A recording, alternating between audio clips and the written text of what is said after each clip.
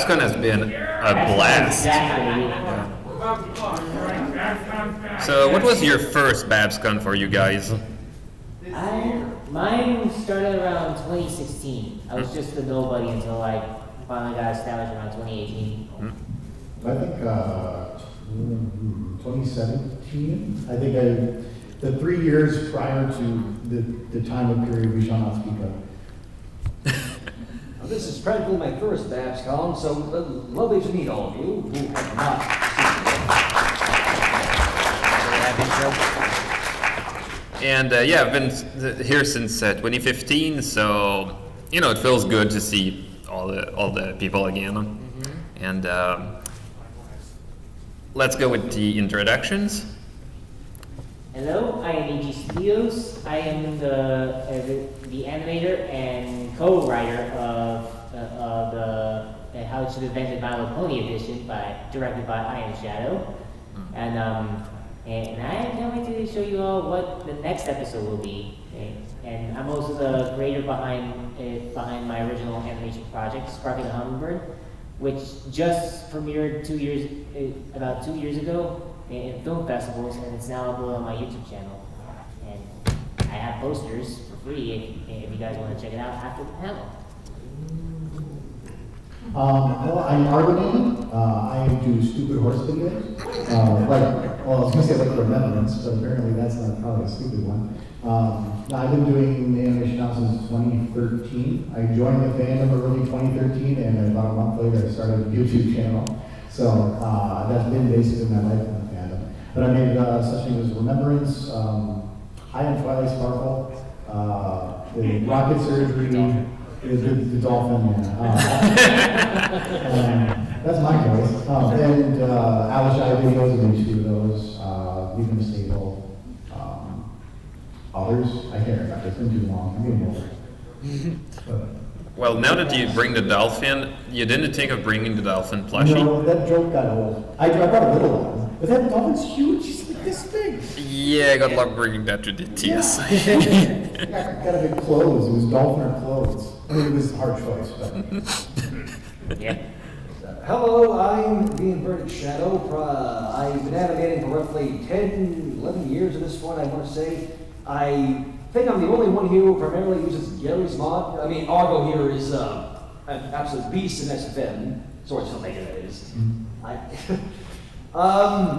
Known for quite a few things over my YouTube, primarily the elements of insanity, as much as I hate to admit it. But I do primarily a lot of other silly things involving My Little Pony and other fandoms, but primarily My Little Pony. But it is lovely to be here. I made a stupid, silly, short thing that I hope everybody will enjoy. So, yeah.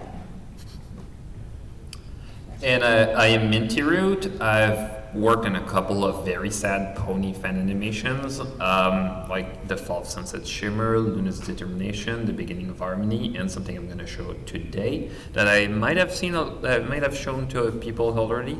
I hate repeating myself, but that's how panels go. And also VFX artist and CG generalist in actual movies, and yeah, I'm going to talk about that.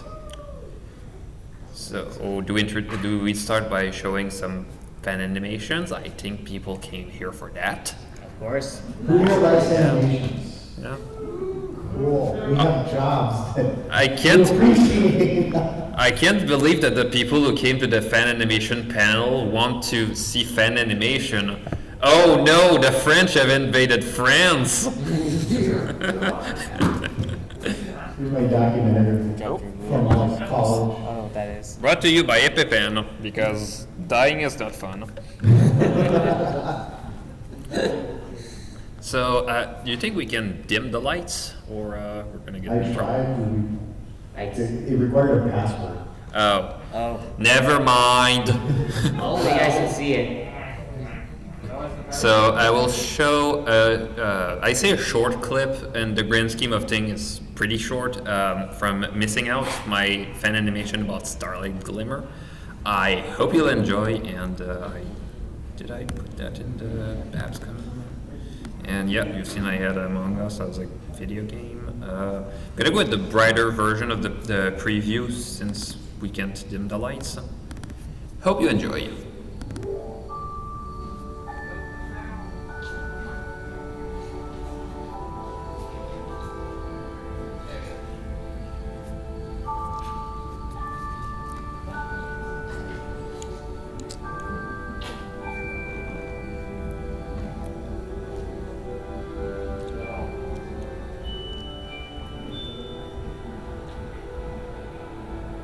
Hey, Spike, have you seen Starlight? I can't find her anywhere. I think she went to the library. Thanks, Spike. No, Twilight. The old one. I think she's been there a lot lately. Maybe you should go check out if she's alright.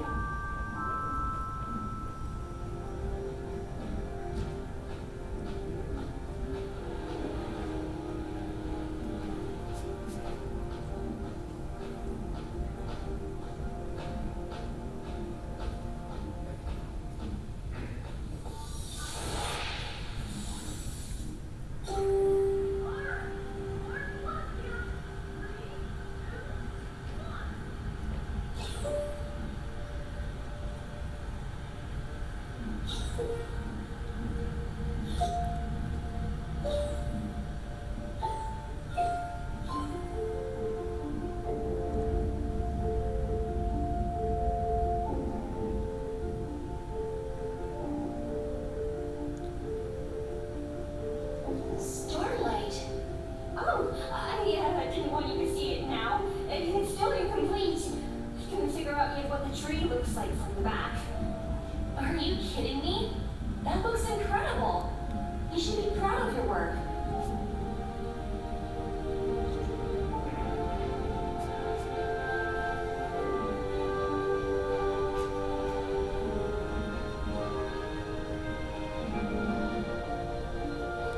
Wait, I clearly remember this door opening the other way.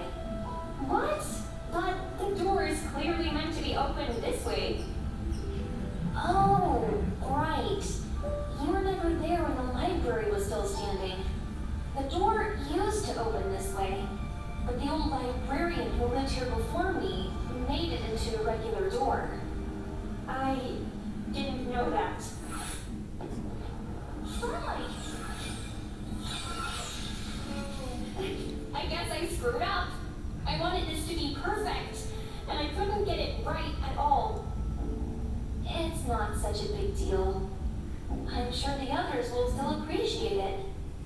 Hey, I remember that photo. Princess Celestia wanted a nice picture of all of us she could frame in Camelot, and...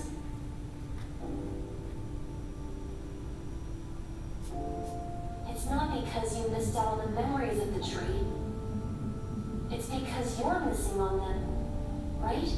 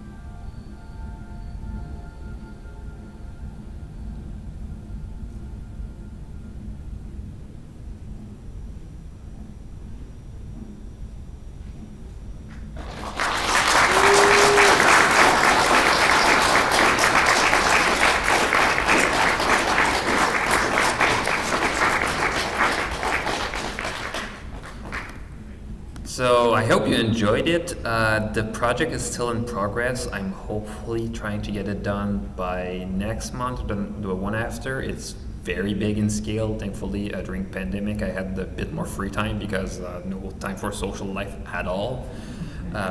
So I hope you'll enjoy the final one. I wanted to show some stuff. Yeah, I got the next episode in the works of the next How It Should Have Ended episode. And the one we'll be doing is How the Gift and the Magpie Should Have Ended. Oh yeah, you sent me the file via Discord. I sent you a download link. What was the name Discord. again? Try to find. It's still an animatic, but I already started working on the rough animation. Did I transfer it to right after? Should be called just Hishi, Hishi. Let's go with. When you think of the acronym, it's pronounced Hishi. Yeah, let's go with it if I didn't transfer it to the wrong mode. Oh, there we go. There it is. Let's There it transfer it is. to desktop. Actually, it was, yeah. For the first time, I'm finally getting her again. But the one she always gets me. Oh, oh right. I went to the extended. There we go. Technology, am I right, folks? Can you see it now? I'm finally getting her again. As good as the one she always gets me. There's a specialty store here in Manhattan that sells nothing but rock pouches. A rock pouch would be perfect for Vulture, and I know Maud will love it. Why, Pinky, that really is the perfect gift for Maud. I know, right? Problem is, there's something to buy one in the store downtown. And you want to get a pouch for Maud without ruining the surprise. Well, luckily for you, I know exactly what you should do. And voila! Oh, Rarity, it's perfect! Thank you! Maud is going to love this! And it saves you all the time and effort to buy an expensive one from any store. And saving us 18 minutes of runtime.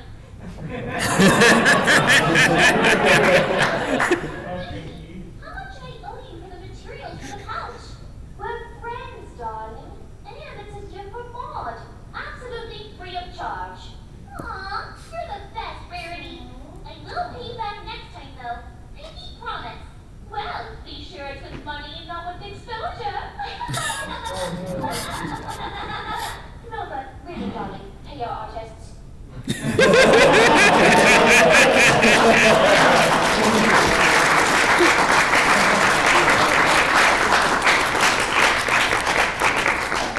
Shout out that he couldn't keep a straight face when we worked on those last few seconds. Oh yeah, I've worked with her before, and she's. Oh my god, I love her. She is incredible. great. She is. Is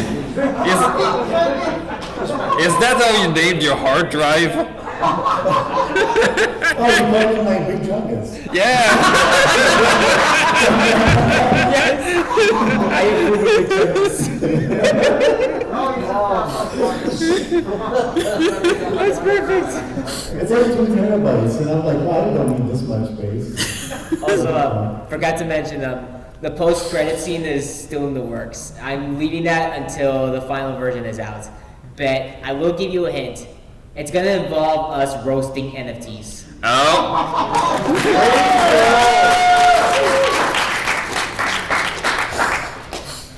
All right, so. So big jungus time? Yep. So yeah, I'm Argo.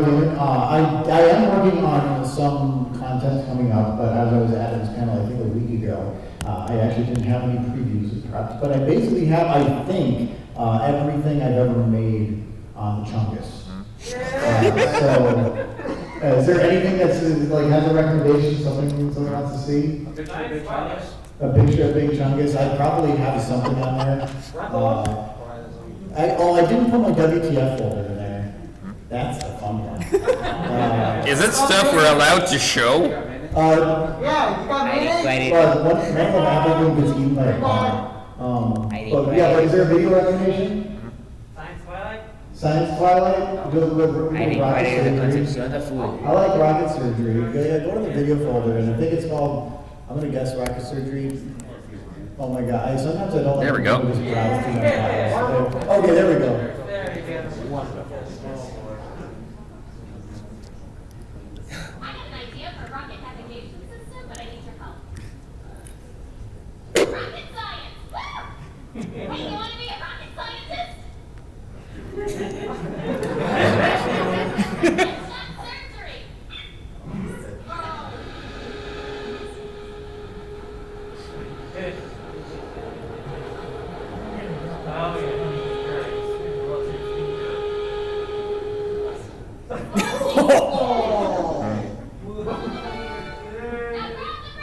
Turn it to football.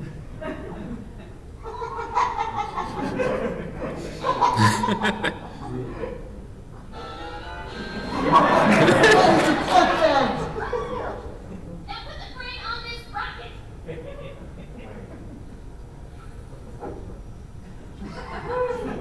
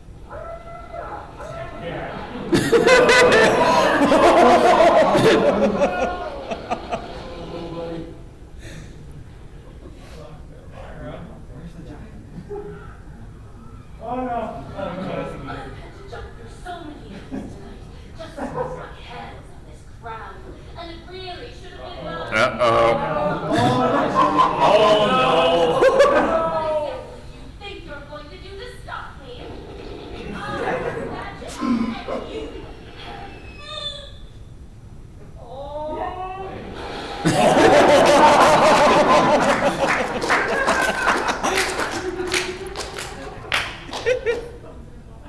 We did it for Gilbert.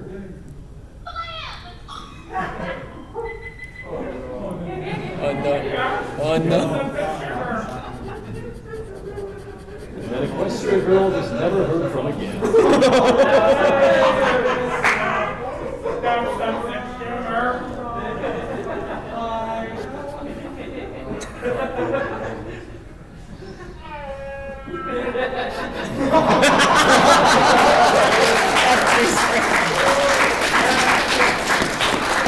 That's wallpaper right there. That's the perfect freeze frame right there. Yeah, so that was the last side try I'm gonna make, because the audio that was from us from Borderlands pre-sequel. Does anybody know Dr. Sparrow? Yeah, she's like the best mission in the entire game, but she only has like maybe 30 lines, and every one of them is gold. But I made, I think, 4 videos now, I'm kind of running out of lines. So all the rest are about bloody guts stuff. So, Borderlands pre-sequel. Yeah, it's a great, great mission sequence. And actually, the original one was because Jay Holler wanted me to go to pull the audio for him to make a pinky animation. Then he got pulled something else. I'm like, can I do something with it? And well, the whole was popular. So. Yeah. Like, I will say before I introduce my thing, as somebody who's rarely seen you use the equestrian girls models, you did a fantastic job animating them. I picked that one because over one she needs to blow up. And then 2, because nobody's ever used it before, and I'm like, oh, that'll stand out, but her fingers are disturbing. Like, they're like if spaghetti had life. It's like, you bend them, and then they're like, so I had to, it was terrible. I should know, I'm literally the one who commissioned that model to be made, so. It was funny, and also if you like turn at the waist just right, just like her neck, it was great. Breaking bones is fun. Yeah. Anyway, so I basically made like a short, silly, stupid thing to show. It's not one of my best works, but I still think it was kind of funny to make it. I had a lot of fun animating it, so. All your latest works are the best, man. I'm Flattered, I'm going to continue the presentation anyway. It's supposed to be this file, That would be it, midnightbabsconting.wmv. yes. You're the last person I've seen who used WMV files. Guilty as charged.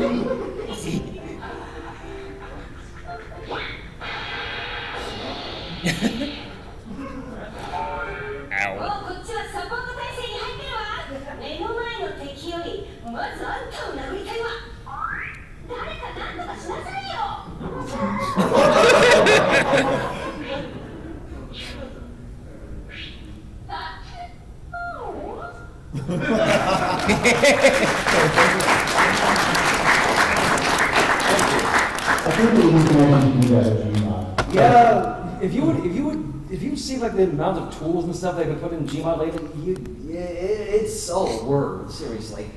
Crazy. Yeah. Which, yeah, as you said, that was all in Gary's mod, so stop motion. I'm still impressed that people still use Gary's mod because I will lose my mind. It's great as a platform, but doing animations within that is quite a lot of work. It's tricky business sometimes, yeah. Yeah, I've seen many animators in the Gmod community who have different styles of animating their productions in there. That's like making a live action simulator film and through a PC game, and like they do. I've seen them take multiple screenshots every time they do like a stop motion style or some of the tools that you use. It's tricky work. And you have to be really careful and have so much patience in doing so. Or you can use the ragdoll tool and just throw it around. Just wave it around like a puppet. That's one thing Gmod has is physics. Because it's all in real time, like SFM doesn't have physics. So if you want to make a ball bounce, you have to actually animate the ball bouncing. Because there's no time on it at SFM, it's not like a consistent time is running, so it doesn't know how to handle physics. You have to process it and run a simulation. Well, in Gmod, it's just about moving it within the engine, so it's always has the physics running. The SFM used to have it, and then it doesn't support it anymore, and it went away. But it was super nice when we had it. I miss it. Yeah. I mostly remember just playing it and finding it fun. But Oh yeah, just blow stuff up. Gmod comedy explosion. G-bombs. Those are great. Yeah, great. I remember like the greatest and greatest Gmod animators out there were like some of the older ones, like Does Boshi. I can't say his full name because it's with a curse word. Another one No was swearing in my Christian panel, you. Christian Minecraft server. And another one that he's been my number one favorite was Kitty0706. God rest his soul. Rest in peace. Yeah, died since 2015 from leukemia. Poor guy. But he was one of like the top animators in the Gmod community. And watching videos like that got me the verge out of it. oh right, and the host of panel. So I think we should get started. Like, how did we each of us get started with animation? And Like I talked a bit about that at my previous panel. I was thinking back. One of my first memories of trying to animate was with PowerPoint, using just the transition tools, trying to get things to move in directions. And the very first thing I did was just a story about a guy who just entered a race and won, and that was it. That's the pinnacle of storytelling. Until I discovered Flash, because my dad was teaching web development back when Flash was still relevant, and they realized to do it too late. Oh yeah, it's not very secure, because they had something that was like 20 years old at the time that they didn't really, and it was not open source. But just trying to learn how to move things around and realizing later that, oh, the Flash that they use for those games is also the Flash that they use for their show. I have something I could use. Until I realized later that Flash is quite limited for animation. There's a lot of features that it lacks. All the body parts, except the inside of the head for the pony, since it's a toned symbol, all of the body parts just move on their own. So if you have the body and you had made the legs, there's nothing stopping the legs from just disjointing and just going away. But Flash was kind of the gateway drug, I think, for animation. It Yep. was where it's that starting point. There is a better tool, yes, but it's free, it's accessible, and anybody can get it. So many people at their start with Newgrounds trying to do their Flash animated crossovers. I remember back in the days the sprite animations. I tried to make my own and I realized I wasn't that good at that. There were some people who are much better than that. But just knowing the fact that some people who couldn't really draw, just take a mouse, try to get some stuff, post it online, and people people give feedback. It's quite incredible. It's and now with YouTube, we can render it and post it. Until I realized that I wanted to try other things, and I learned Toon Boom, which is kind of like Flash on steroids with some spaghetti node system to connect all the pieces. It's incredible. Yeah, spaghetti. Nobody touched my spaghetti. I started animation in 2010 in my sophomore year in high school. I tried to enroll in art classes in my high school year. I got rejected in my freshman year until I made it to in my sophomore year. They finally accepted me. The one thing that concerned me is it was a 4-year requirement, and since I'm already in my second year, I will only pass three years of animation school, and that could make me stay for 1 extra year of high school if I didn't get my art classes in freshman year. Thankfully, with all the experience I did and using Flash animation, I hated animating in 3D, which if anyone likes animating 3D, that's fine. It's not the platform I'm into, because I've always been into more classic, traditional 2D animation style. From all my artwork I've done, it's all hand-drawn animation. And thankfully, I've been able to skip a grade from all the projects I've done, and been able to pass and graduate with full colors without having to have an extra year. I learned animation by starting to learn how to use a tablet in 2012. I started learning how to draw more traditional hand-drawn style. Back then, I used to make stick figure animations, like twinning animations, make it look like models, until I just finally decided to start drawing like real. When I created Sparky the Hummingbird, and that thing it earned 3 animated film awards in my high school's film festival.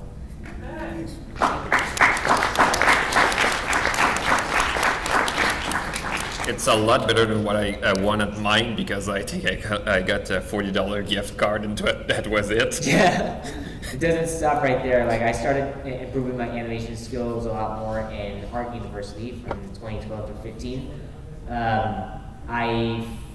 The biggest nitpick I have with my university is that they did not make us learn how to use Toon Boom. Nobody couldn't afford Toon Boom. over there, which sucks. So after I graduated, I felt like I learned nothing in there. So I just started to learn self-teaching, teaching myself to use Toon Boom. And I started to creating more animations there. Been able to, I don't like using the word copy is the right word, but I learned how to like implement my style similar to Disney style, like classic Disney style, using multi-plane camera effects, and the 12 principles of animation. But that's very important. And then I just decided to do. Now that I've been able to graduate from all my schools, around 2016, I finally became active in the fandom and just started making pony animations like normal. And since then, when I started kicking in the How to Invented series with I Am Shadow, we've been doing pretty good. Started from 2017 to after 2 years of indefinite hiatus, we're back again with 2020, and we're still making new episodes together. And I made another episode of Sparky the Hummingbird, which is technically my fourth, but it's the biggest project I've ever made for a very long time. And it took me 14 months to develop, all done by myself, except the music was done by a friend of mine. And that thing got accepted in 2 film festivals, and one of them won for Platinum Award.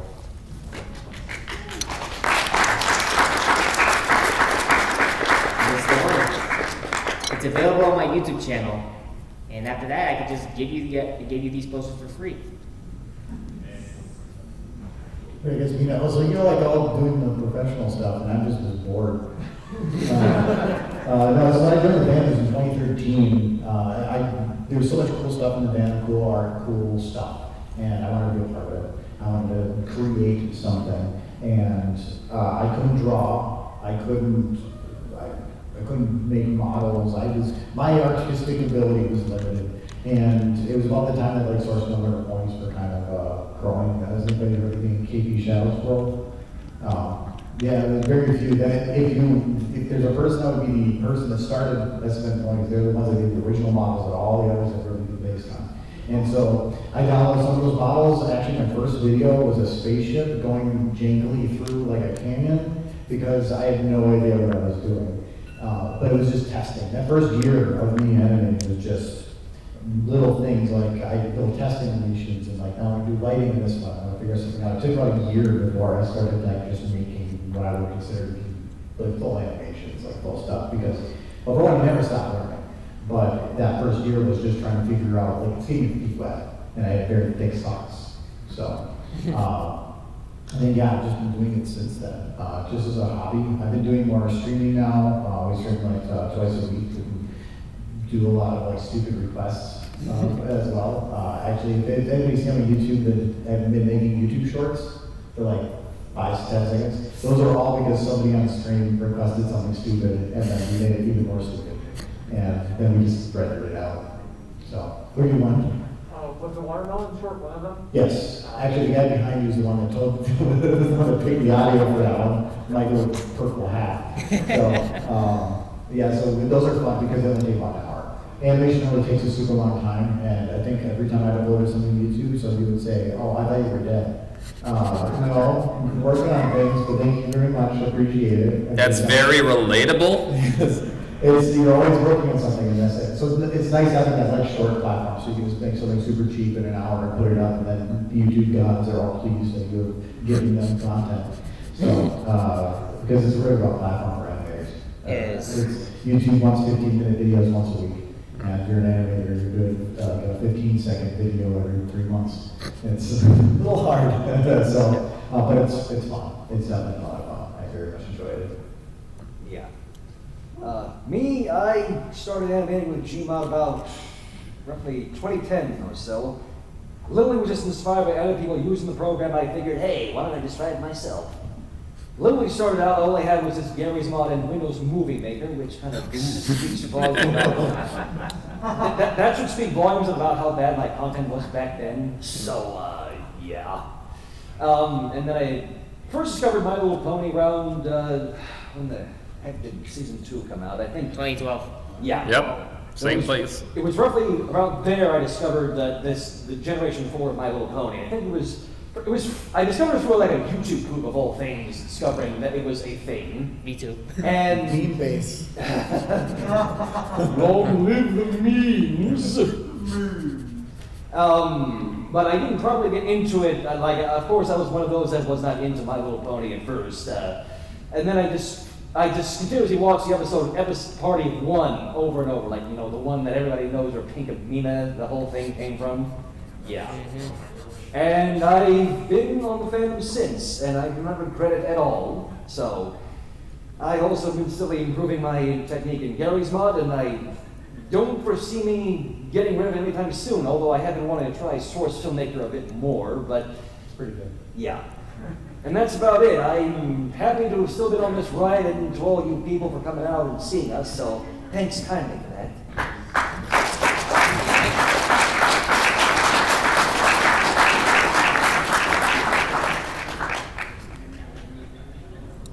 Ready?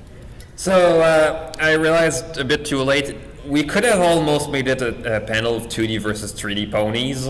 Yeah. That was because one of the things I did discover in the fandom is that there's two types of people in the fandom in terms of animators: people who draw very well, and me. And it's one of those things that's pretty interesting now that we have tools like 3D animation, rig-based animation, whatever Gmod is. The fact that you don't need to know how to draw to make something with ponies that move that is funny as hell. Mm-hmm. And for example, with Flash, that was one of the calling when I realized that you could just make a rig and just draw the pieces once and never have to worry about that again. This is incredible.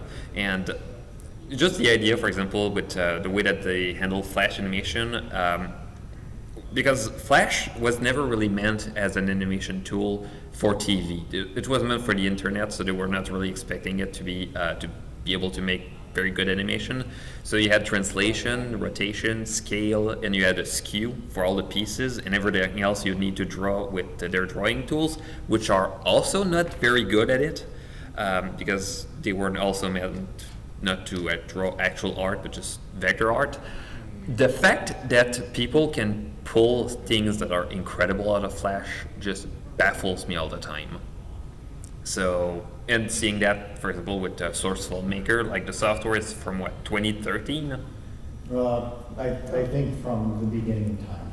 Yeah, that's a good idea of the feeling of that. It's still It 30. hasn't been updated since I think 2014. It's still 32 bits. Yes. Yeah. I crash a lot because my memory runs out. Because what's all the reference to the Source 2 SFM, I think, that's... We're still waiting. No, it's there. You can, It's there. You can download it. You can download it.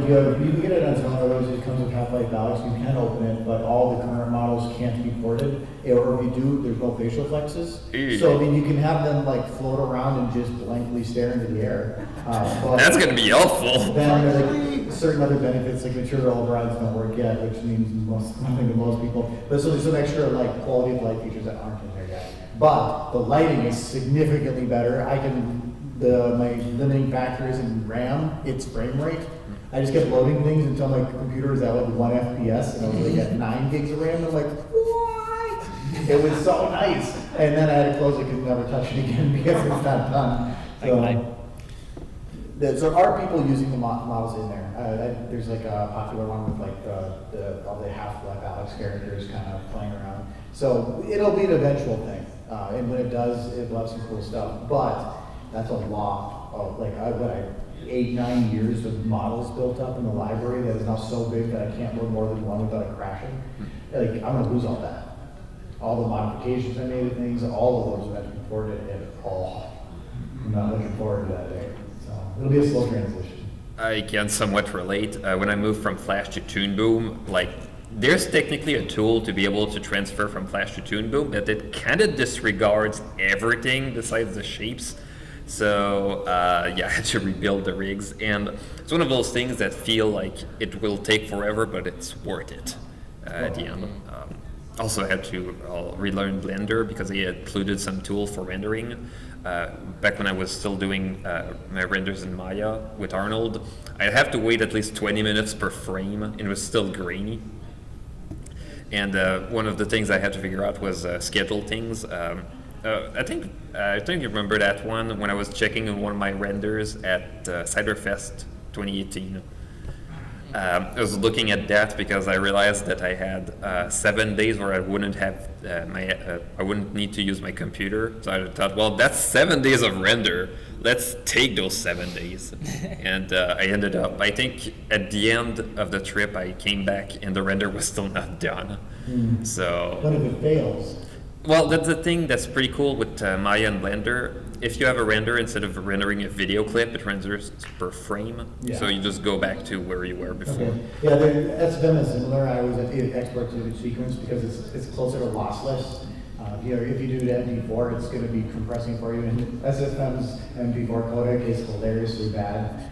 So it's always the image sequences. So yeah, you can restart, but being it's a game engine, some things are like a hit play. So if it's in the middle of a shot, I have to go back to the beginning of the shot, or I might miss something, like smoke might pop into existence or something because it didn't get its trigger. But I can do similar to that. But the thing with any other software, like I like being able to render on software that takes at most 30 to 40 seconds a frame. And how long is it a frame per? Well, right now it's down to about 4 minutes with Eevee, which is still a lot. But Yeah. one of the problems that thanks to some people who thought that making NFTs, which is basically buying a star in the sky but as a JPEG, thanks to those guys, graphics cards cost a ton. Yeah. Like I did talk about by previous panel, the idea that you can buy a $200 computer and do stuff with it, but I want to do more. And having to spend $1,000 for a graphics card right now is just unreasonable. It's getting better. Yeah, but it teaches a lot of patience, and it teaches how to work around limitations. When I was in The Fall of Sunset Shimmer, I realized I don't have a lot of scenes I can afford to render with ray tracing, so let's just make a couple of scenes that are important to the ray tracing. Everything else I think is the viewport, and I had to figure out how to make light look good in the viewport. I had a spot of light coming from the sky that would point toward the ground, and since ray tracing would let the light bounce on all the surfaces, and I didn't have ray tracing, I had to put an area light where the light would bounce, so it would bounce on all the walls around it to just try to look right. And then I realized, oh, the light is actually animated because of the sun, so I had to also animate the area light to match where the light would be cast on the ground to make it match. It was quite interesting, and people thought it was ray traced, so maybe I did it right. Yeah, or you can just use software that doesn't have ray tracing. It's 10 years old. Yep. But that the ability to have that short render time is great. It's but also like Remembrance was a video for me that it took me about a week and a half to render. But it's because if you see a fade in a video, the animation software doesn't know where two shots overlap. So now I have to plan for it. And if I have this shot go extra, then I have to render, like move everything around to have it now take this shot for extra and know how much of an overlap. But I can't auto run both those renders if I want to keep everything timed. So I have to like do it in chunks. And then I have I think that one had about 18 file folders of renders. And I'm like, okay, now I got to like jigsaw all this back together. Or I like her Ghostly Friends thing. I had to make multiple renders of each of them and then put them over with like a 50% opacity on top of the video without them on there to make it look like they're invisible. And so it was just, sometimes I think the rendering part to me is the most annoying part. Because it's not just rendering, you're done, okay. It's a whole process. And SFM has so many problems that I have to go back and fix. I love SFM. I just wish they keep updating SFM. That way it'd be a little more optimized to use. They won't update it, but they're gonna when the new version comes out. Source 2, yeah. So before or after Half-Life 3? That implies that there is a date that Half-Life 3 will exist. It all depends. I don't know. It all depends. I know that they're also working on the sequel of Gary's mod called Sandbox, and it's just spelled with S the sigil for and Ampersand, I think plus. it is. Yeah, that's what it's called. It's being run by Source 2, and it's still in closed beta, I think. But they've been updating it for the last 3 years or so. My only nitpick is the new default models. They look butt ugly. I've seen them, I can confirm that. Yeah, but I'm willing to bet they could possibly make it easier to animate through Sandbox once Gmod 2 comes out. Maybe. Yep. For me, yeah, there are multiple animation softwares we've all done in different animation styles too. Like we got 2D riggers, hand-drawn animator, SFMer, Gmod animator, diverse list. And with technology going on, it's amazing how animation is growing into like different ways to, create your favorite ideas of what you want to make.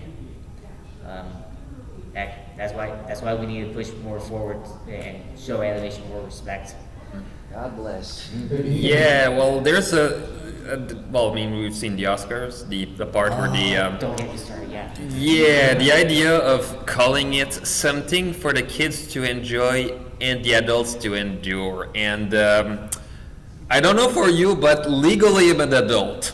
So, and I enjoy animation. So maybe they're, how could I call that? Wrong! Yeah. It's pathetic when Hollywood tries to always think that animation is just a product for children, all because Walt Disney put the first animated film on the big screen and they call it a thing for kids only. That ain't true.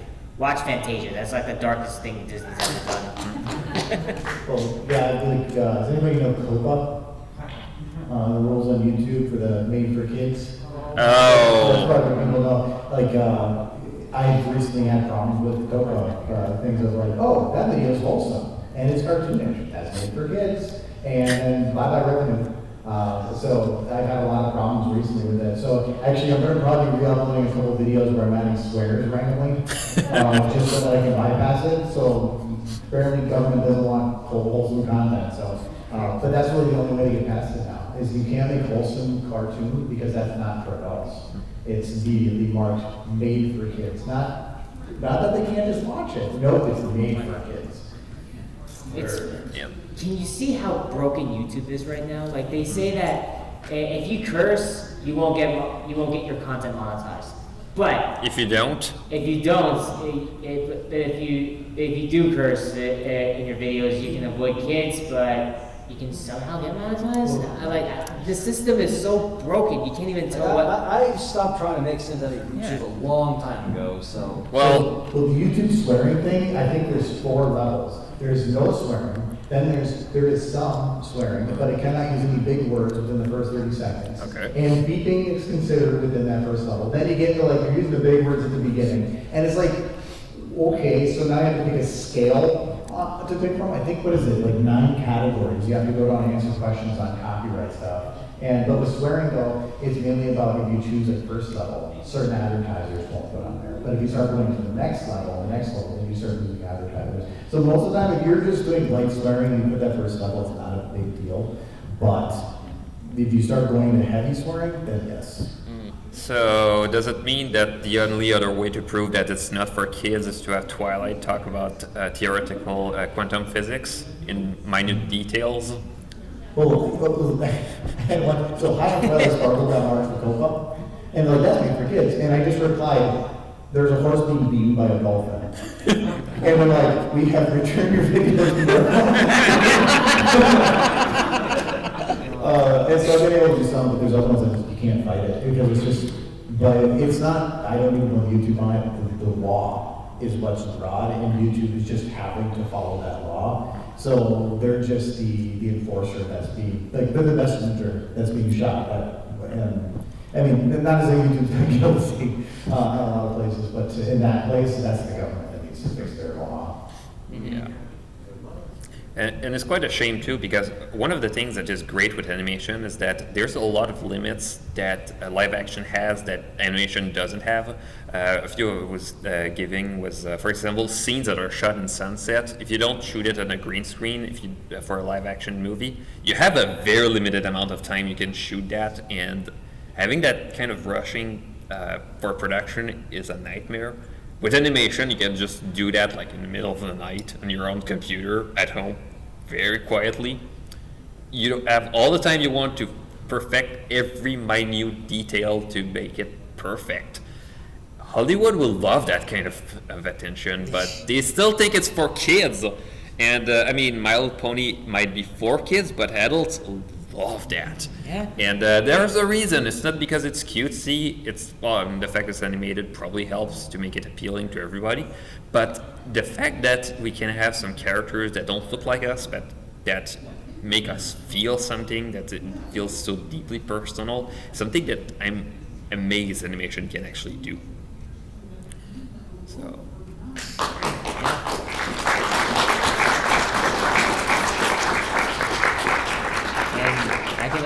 I can also add up that like animation should be treated more with respect, to be acknowledged by adult audience. Like adult audience also love animation, and they want to see more of what can be done in outside of the kid demographic. There are a couple of films that you can definitely check out that are animated films for adults. There's one called Fantastic Planet, released in 1973, and it was made by a French group, which it's basically the Avatar film we could have had, a better version of Avatar, without the bad Pocahontas ripoff. But it's a very trippy film, recommend it. But another one is I forgot the name of it, but it was made by a Danish group this time. Made in 1981, I think it was 81. But it involves it was based on Scandinavian mythology, and it's done in a very psychedelic animation style. But if I can remember the name, I'll put it on my Twitter. That way you guys can remember. Well, it's also like Busy Pop. Yeah, Vivzy Yep. Pop. That's, you want to talk about adults, that's an adult. Vivzy Pop. She is like already like one of the best examples to make good animated shows for adults that isn't always sitcoms or crude humor. Kafka, Family Guy. And Oh. do you notice the many ripoffs of Family Guy? It's nuts. Way too many. Yeah. Well, Family Guy did lots of bunny, so let's do Family Guy, but it's in Chicago or something. Oh, it's called Forget About It, and Saber Spark has talked about it in his that's a real thing. video. Yeah. Yeah. It is a real thing. As a Canadian, I am deeply offended by that show. It's very accurate. That's the offending part. That's It's called Give Me Money. Yeah. But one of the things that is very interesting is that people kind of forget that adults make those shows. Like, fortunately, they don't ask kids to produce those animations because it would be pretty cruel. Although, talking about some conditions of animators in some studios, they deserve a lot more. But the thing is that it's made by adults, but of course they're adults and they want to make something they would enjoy themselves. And that's the part where a lot of studios kind of forget about that, the fact that adults would want to make stuff they would enjoy and they would watch. So just the idea that we have lots of shows that we can look back at, and you can clearly see that some adults had lots of fun. Sometimes they're gonna pull some jokes just for themselves, references to movies that only adults have seen because they're maybe very old, and sometimes it's, as the expression says, pulling crap past the radar. It always makes me laugh of all this stuff they can get away with. But Copa happened. The Copa Act is was not necessary, honestly. But Not it at all. but it did get rid of those bad bot YouTubers. I don't know what they're called, but it was those ugly kid animations. Yeah, where I know exactly what you're talking about. Yeah. Too much Elsa in there. Yeah. Do you remember Equestria Girls Transforms with animation videos, where it's basically just clip arts of vectors of Equestria Girls characters, and they always end up with something related to Spider-Man and Elsa and eggs, Yep. like Kinder Surprise, That and one. I think the people who made those never learned how Kinder Surprises are. Like this it's a chocolate shell with inside there's a capsule made out of plastic and the toys inside of that, but they got that wrong. So yeah, that's one of those things with those very quickly made animations. Some of them they don't think too much about getting some of the details right. Oh yeah, I remember there was another show that completely kills the kid demographic for animation. Invader Zim. Oh yeah. Oh. Yes. Enter the Florpus. Yeah, like Jonathan Vasquez pretty much said it himself that he purposely made that show dark against the kid demographic that Nickelodeon keeps pushing. There's even the little kid in the show where you know that one kid who was forcefully smiling, going, "I'm so happy all the time, it feels great." That was Jonathan Vasquez giving the middle finger to Nickelodeon. He Yeah. did not pull punches. But he still got paid by Nickelodeon. Yep. Yeah. Anything else? My brain is rebooting. Take your time. There's 25 minutes. 25 minutes left? Yeah, 25 minutes. I thought we had a lot more. You guys can give us questions if you'd like. Yeah, sure. Excuse me, one adult shows, have you seen Heavy Metal or Heavy Metal 2000? Oh, if we've seen Heavy Metal and Heavy Metal 2000. I've only seen the second one because it was airing on TV on Teletoon. I don't know how Teletoon managed to get away with actually airing that because the movie was quite weird. And also not for kids at all. That reminds me of this in Metal Optics. Oh, yeah, Metal Optics. The other question was, have any of y'all, this is just a question for your, have any of y'all used Unreal Engine 5? Oh, Unreal Engine 5. I haven't, but it looks really pretty, for sure. Not really, because really going to that is no different to me than going to Blender or any other 3D software, because once you get to know your platform, it's not about just making better content, it's about just making content faster. And when you get good at something, you can just slam it out real quick. And so being comfortable with where you are to a degree is sometimes just as good as upgrading. And one of the things I realized, because I tried it, the lighting is really pretty, but you actually have to do a lot of steps to actually port your scene to Unreal. All those steps take a lot of time that could be used to render anyway, so you kind of lose what you're winning. So, yeah. Any other question? Celestia? I was going to ask, do you think it's important, like if someone wants to go into animation, that they're comfortable with both 2D and 3D, or just like you're really good at one, like that can work with your friends?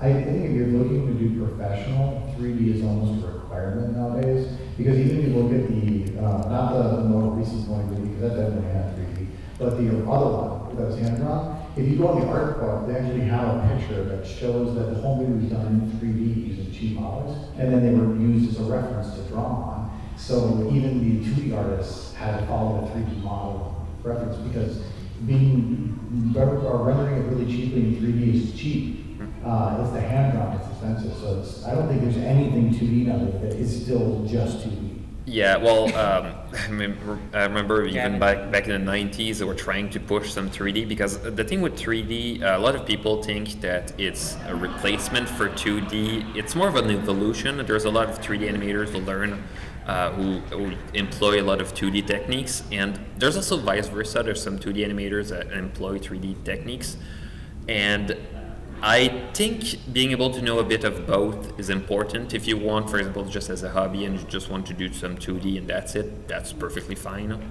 If you want to learn some stuff because I think just knowing it, getting some advice from 3D animators also helps to just get something that feels a bit more complete in terms of skill set.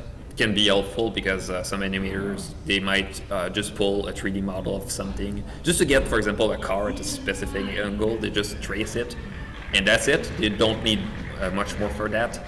That's a very helpful skill. You don't need to have very complex modeling skills for that, and vice versa when you have 3D animation and you want to make a rig look really good with a specific pose that just look good in camera, and then you can employ some 2D animation techniques to make it look dynamic. I've seen some 3D animators do that, and it looks really funny sometimes. And yeah. Yeah, it is possible to learn both ways of 2D and 3D. Nowadays, there are movies out there that are bringing in elements from 2D animation into 3D films. Like Spider-Man Into the Spider-Verse proved that. Mm-hmm. Yep. Ever since then, other studios like DreamWorks and other independent animators are now learning that style too. The upcoming DreamWorks film, Bad Guys, it has that same feeling too. Like the 2D and the 2.5D, as I like to call it. Another good film that shows that example was Klaus, which, fun fact, all the characters were animated in hand-drawn 2D animation style, but they used a new tool that automatically renders every single frame like it was done in 3D.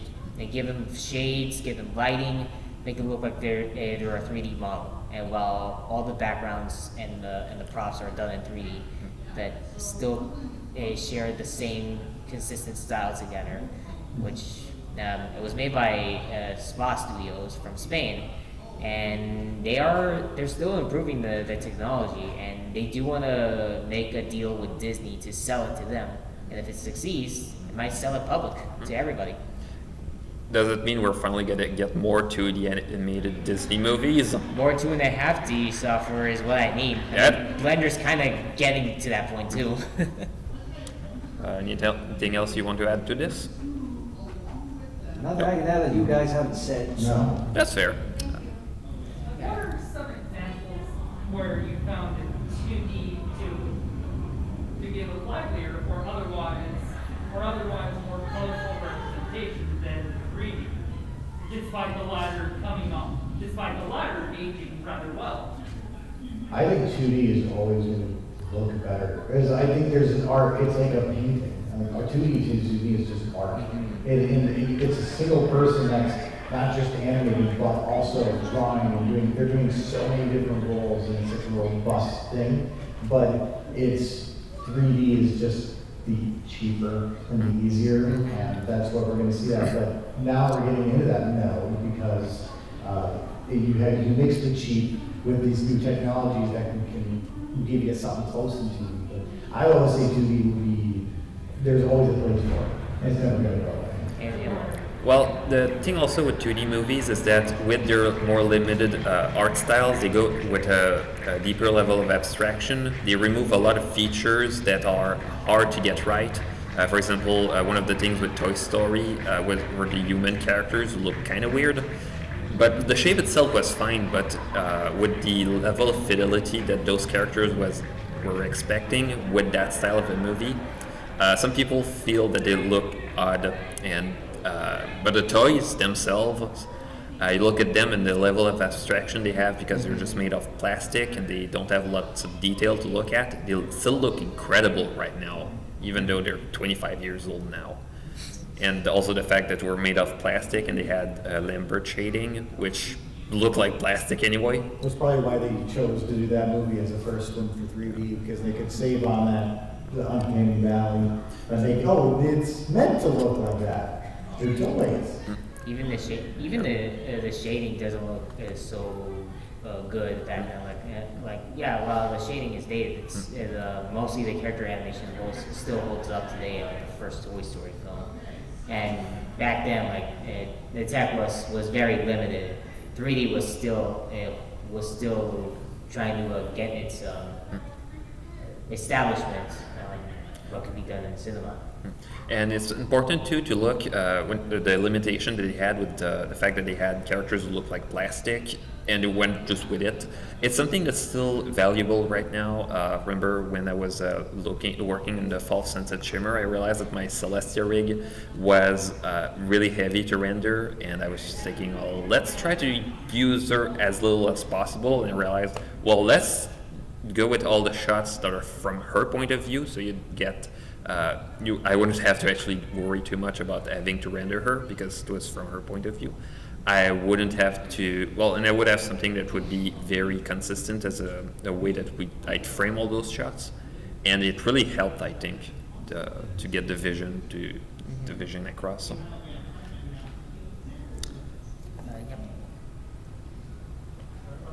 Well, first of all, can you repeat the name of the animation from Solitude that growls? The what? The what? The animation from Teletoon? Teletoon? Yeah, you talked about Teletoon. Oh, weren't you talking about Forget About It? No, because it wasn't Teletoon, but... Was it heavy metal? Oh, heavy metal. Yeah, it was airing on Teletoon, the French version of Teletoon in Canada, and I don't understand the channel at all. They have some baffling decisions. They don't have all the shows that the English one has. They tried to get My Little Pony at some point, or I think we tried to get them to get the rights for My Little Pony, and they gave it to Yupa, which was a channel mostly for toddlers. Mm-hmm. And they went with the European dub, but for some reason when we had the French dub of the movie, they made a different dub in our province. So I think kids probably got confused that the characters sounded a bit different. But yeah, it's... We just had that with the new shorts, so... Yeah. Mm-hmm. It's common, I guess. So, welcome to my world. Oh God. Oh yeah. Speaking of animated films, I remember now. The movie I talked about is called Son of the White Mare. It's a Danish animated film released in 1981, and it's one of the most trippiest psychedelic animated films you can watch. It really proves that 2D animation can still hold up as just a beautiful painting you see through the big screen, and it really talks so much about symbolism between mythology and meaning of reality, which is something that a lot of adults can hook up to, which is again another film that proves that animation is useful for adults. Now, the real question. I know nothing about animation. I'm not an artist. But I want to ask, how do you make a 3D shot in 2D? A 3D shot in 2D? Yeah. Well, that's definitely a Minty question. Okay, so there's a couple of options. I think I'm going to show a shot I had for Good Morning Baltimore, which is the animation folder. Just pulling that up, I know one of the things they've done from in that one movie was they made it in 3D and then they basically just traced it. So a lot of the hand-drawn had a 3D feel to it because they used 3D as the reference. Because really all a movie is one frame after another. So if you were to take a 3D shot and trace every single frame, you basically have a 2D, 3D. No way. So one of the examples I can give is this shot here, where you have a bit of parallax with everything, and the way I did that was that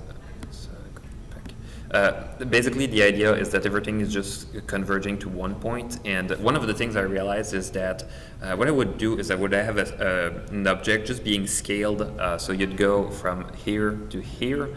And what I would do is that I would just animate the keyframe going from one point to the other, and I just change the skew. So it would go very fast at first, and then slowly, start to shrink a lot slower. Kind of like how objects do that. It's inverse square root law.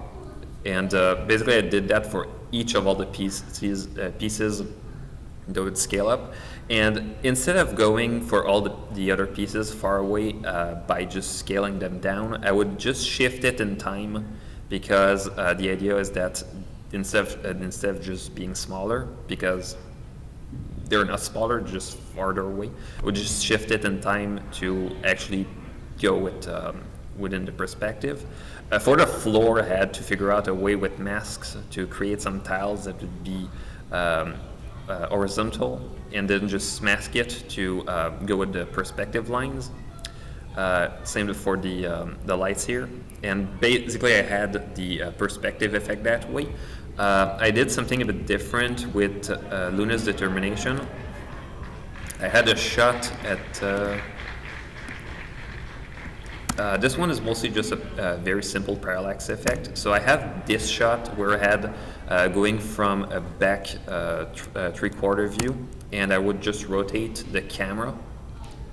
And basically what I would do is that the background behind would, since the camera was turning, the background behind would actually move faster. And Luna was just animated to turn around by just making some shape keys between the different poses. And then just to try to make it look less like it was just rotating in 3D. I also animated a bit her head moving up. And for the background, what I tried to do to also break a bit from the fact it was 2D was that I added some lens distort. So you can see a bit how it actually curves a bit here, thanks to that filter. And the idea was there. Also, I had this part here for the shadow that was also keyed. And all I needed really was just to ease in and ease out to basically start slow, go fast, and then end slow. Kind of like someone with camera was already in place, started walking, and then just slowly stopped. And it worked well. I had another scene a bit like that in Dinky's Destiny with there we go. So what I did was I used a skew tool, and skewing is basically, instead of rotating everything, I just rotate on one axis. So it would basically just pull apart. And what I did was I skewed the ground. All the pillars were still left in place. I just translated them to match. The wall here, I scaled it on one axis only. I animated some rotation for those statues here to try to give some perspective, and I tried to match Dinky to rotate like that. And I had something that rotated a bit like that. There was another shot a bit later that one I'm kind of proud, but there's still a lot of things that are wonky about that. I used the same scale effect to make them go faster at first and then converge. This one was, that part here was, I just had the one shape of an helix. I took the shape of the stair, and I just did shape key, just tween the shape from one place to the other. And by looping it, it looks like it's rotating. And then I try to rotate by just switching between various run cycles. And then I try to key it. It's not perfect, but for the need of that, I think it worked. Although it's 2015, it worked. So there's still a lot of things that I could improve and try to make it dynamic. I think I probably overdid it. It was more or less just trying to push what Flash could do, and it was a bit too show-offy to forgive the expression. It's some crazy things you can actually do with 2D to try to make it look 3D. One of the examples I can think of in traditional animation was the Thief and the Cobbler, the original cut, before the studio decided to cut the funding, and they realized, let's take all the stuff that was already done. So there was a lot of shots that were just hand drawn frame by frame to get that perspective with the camera moving around. It's incredible. I really recommend to at least look at those shots with the recobbled cut. It's on YouTube. There's a whole archiving channel just dedicated to that. Yeah, It's a dedication to Richard Williams. There is the recobbler version of the film is the best version of Thief and the Cobbler. Yeah, because some people don't really know, but because Richard Williams was trying to make his magnum opus, basically his best, showing what 2D animation could do at its full potential, and he tried to get some investors. He worked on other projects to get some funding, and at one point Miramax decided to just get a hold of the project and try to advertise it and sell it as I think it was supposed to be a knockoff of Aladdin. As a Disney knockoff, as a knockoff of Aladdin, yeah. So they redubbed it, put some references to other stuff, and made a very a worse movie where some of the characters that were supposed to be silent now had thoughts, and I will that would take not you fit. to Disneyland. Like that's. Go to Disneyland. And then they decided, well, let's do a different cut, which they did, which was also bad because they kind of didn't learn their lesson. Oh god.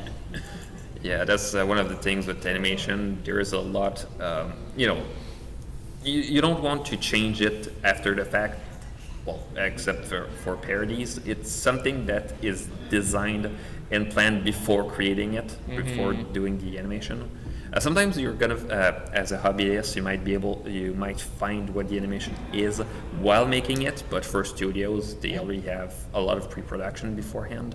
Like earlier, you're talking about storyboards and everything, and I'm like, I just kind of like started, and then like I think like the rocket ship we started earlier, we made the first half, and I didn't even know how to handle it. Like it was like, well, okay, we have got a rocket going through the air. What's it gonna do? And so I was like, yeah, look at all these steps that you're supposed to follow. No. Well, that's one of the great things when you're a hobbyist. There's no police to just tell you that's not the right way to do things. Yeah, you can't play it yourself. It's perfect. I know, right? Yeah. Just another for the three monitors. Have y'all done anything with VR? Like actually animating in VR? Like I see tools where you can actually like use models and whatnot in VR. No, I haven't. I wanted to play around with doing like a VR type video, like saying like, can I take two camera renders at slightly different bits and actually make something that's three-dimensional? But I have VR, but I've never really get into it. There's an app on called VR animator or something like that. Yeah, there is one. Yeah, and you let you like move the models in and do all that. I guess pre-programmed to run these. I don't know if there's something that would be useful. Kind of. I mean, again, it'd be a whole learning curve for that. Plus, my head doesn't do so well in VR. Yeah. So after about an hour, I'd be to take a break anyway, because that's kind of animation anyway. But it would, for me, I don't think it would be that beneficial. But for some people, that if everybody learns differently and works differently, for some person that could be their trigger of like, I can do this. So it's another tool for somebody. So this is for 3D guys, but more so for Mario Damon. But like, have you ever done like any like advanced stuff, like say force perspective or even the dolly zoom? That might sound too. Yeah. I know you're talking about. I don't know if I've done a dolly zoom on things. I love that effect. I actually did one in high school. Like, if dolly guy doing that thing, what you mean by that is where you keep the perspective on the person, but you zoom, you move it forward while zooming out, or so you get this like distortion behind the person. No, I love that, and SMM can kind of do that. The problem is the speed at which the camera moves is not the same as the speed that the zoom would change. So it kind of, you have to really play with it to try to get that perfect motion. But I do like playing with the camera a lot on stuff, because where you place it, and you can tell a story without a word by just showing the right things at the right time. But no, I can't think of any of those really. Not yet. Although you said forced perspective, so I think in Austria, the animation you had some for the scene where they're falling. Oh yeah, actually, so there was a horse that was like all falling and stuff, and SMM has a certain distance, and so if you want to show something really, really big, you really can't. So he's falling, but he's never actually moving at all. the camera is moving around him. And so if you see him from an external camera, he'll kind of do this a little bit. And there's like dragons that were coming up around him. And it would just start small at the bottom. And it would just increase their size. And then it would go past the camera and then just get small again. Or if they were at a distance, they would be shifting and moving, but they were changing their size to try to simulate distance. Or I just took a picture of models on the ground, and so the whole bottom is just a picture, because there's no way I was going to fill less of time with that much. It would have crashed. There's even a shot in there too where there's a character's walking, and she's not moving at all. She's perfectly stationary. Everything else is moving around her. And so like I have models in the background that are moving one way and some in front that are moving in front, and she to make it look like it's spinning, but it's not. The camera's just stationary. It's just sitting there. So but that's what anime does. You watch anime, they'll just have a background that just slides sideways. I'm like, well, why can't I do that too? So yeah, you can really fool it a little bit on that type of stuff. The problem is if you have depth of field or like a blur. If you have something that's close and you're trying to fool people, well, now it's not going to be that blurry. So you have to, I guess, play with it a little bit. I can't believe I just found out that an animation could be faker than it is already. Well, it's as long as the effect gets the point across you're doing, how you got there doesn't matter.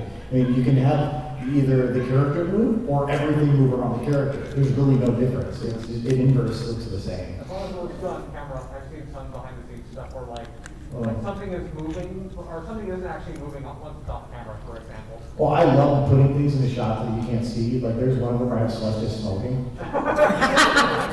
But her head's not showing, but in the actual render, she's got a cigarette, she's like, and then there's another one where it was Little Pip walking downstairs, you see her foot, but her head's actually upside down. And it's like you can download the actual animations and import the models, and you get to that one, you're like, whoa, what happened to this one? Look at her head, ignore it. And so, yeah, I love doing that, because when I'm streaming, it's like, oh, if you don't see it, it doesn't matter. Just delete it, it's gone. I'm like, here, I just snap her neck, and then we're good. So, yeah, because the only thing that matters is what's in the box and the camera, nothing else. Mm-hmm.